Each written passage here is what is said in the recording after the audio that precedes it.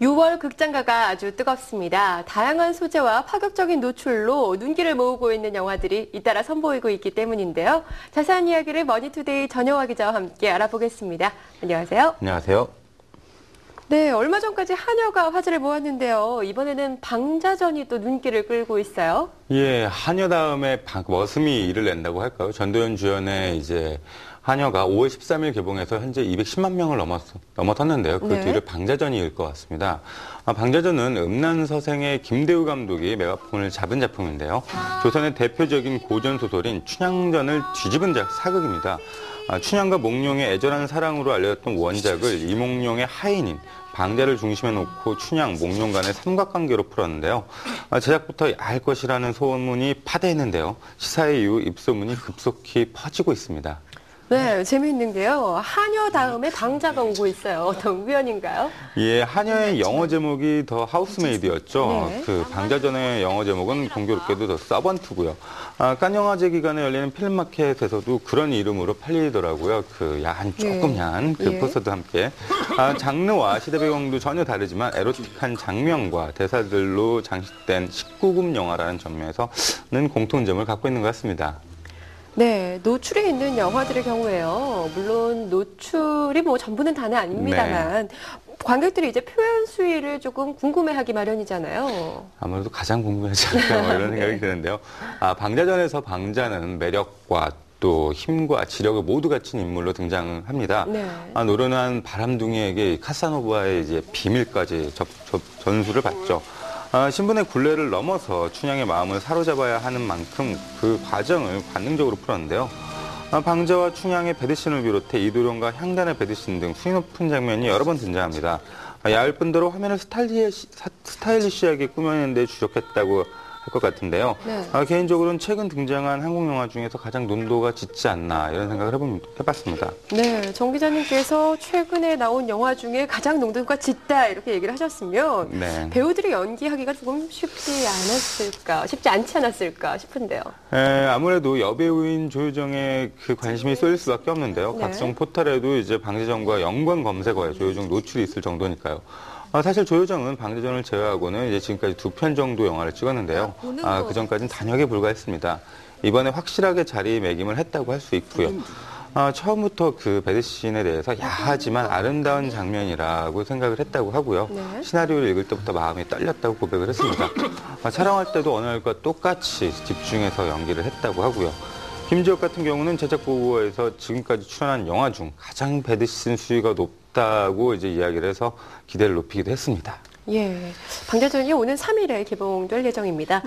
그런가 하면은 또 섹스 앤 더 시티도 시즌 2가 개봉을 하면서 굉장히 관심을 모으고 있는데요. 아시다시피 미드를 영화한 작품이죠. 네. 대부분의 여성 관객들은 이 영화를 다 알지 않을까 이런 생각이 듭니다. 뉴욕을 배경으로 4명의 여성들이 이제 사랑과 성 담론을 펼치는 이야기인데요. 당연히 드라마보다 영화가 수위가 셀 수밖에 없고요. 1편이 미드의 그 에필로그 격이었다면 2편은 아예 아부다비라는 이국적인 장소로 옮겨 이야기를 진행합니다. 이국적인 장소와 옛 사랑의 재회, 캐리가 또 옛 남자를 만나죠. 그리고 새로운 매력남의 등장 등 어찌 보면 여성의 판타지를 그대로 옮겼다고 할 수 있는데요. 판타지인 만큼 성적인 판타지도 스크린에 그대로 옮겨왔습니다. 섹스 앤 더 시티뿐만 아니라 여대생 기숙사, 스트립 댄서 등 조금 이제 야하다 싶은 영화들도 연이어서 그 관객과 만날 예정입니다. 예, 노출이 관심을 모으게 되고요. 또 소위 이런 야한 영화들이 최근 잇따라서 이렇게 개봉을 하는 이유가 어떤 걸 찾아볼 수 있을까요?